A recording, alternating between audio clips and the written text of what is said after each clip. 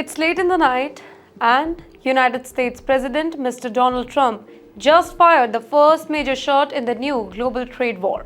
With a dramatic announcement on the social media platform Truth Social, Mr. Trump's new round of tariffs officially kicks in, targeting over 90 countries. And let me tell you, it is a move that's already shaking global markets, trade routes, and diplomatic relationships. In true Donald Trump fashion, the United States president celebrated the moment online. He said, "It is midnight, billions of dollars in tariff are now flowing into the United States." And this wasn't just any political noise, it was a policy earthquake for the world. Now, here's what's happening right now. Any country selling goods to the US now has to pay extra taxes or tariffs, and that too just to enter the American market. These aren't small numbers. Some countries now face tariffs up to 50%. That means products become twice as expensive, and that particular cost, my friend, gets passed on to businesses and the buyers. You know who's among the worst hit? India. India was already facing a 25% tariff on its exports as part of Mr. Trump's new plan, right? But just before the tariff went live, Mr. Trump doubled it to 50%. Can you imagine that?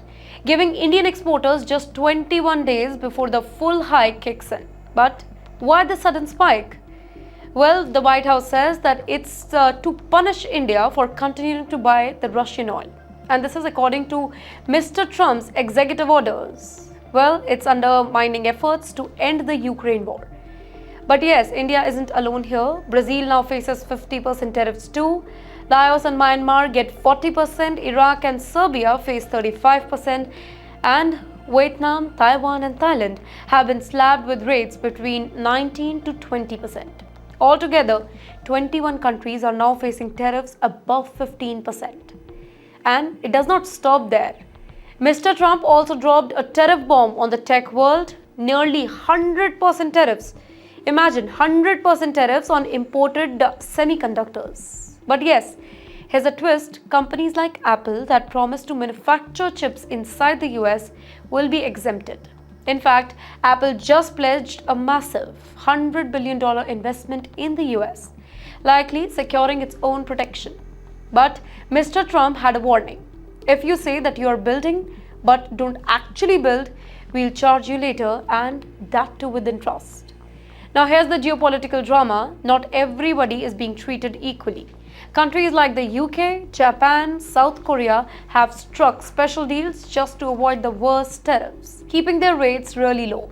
The European Union accepted a 15% tariffs in return for concessions, while Canada's rate was bumped from 25% to 35% after Mr. Trump blamed Ottawa for not cracking down on fentanyl trafficking. Well, that's a claim that's already causing diplomatic outrage. And yes, as for Mexico, Mr. Trump has paused tariff for 90 days as talk continues, possibly using the threat as leverage. So, what does this all mean? This means that it's not just about trade, it is about global power.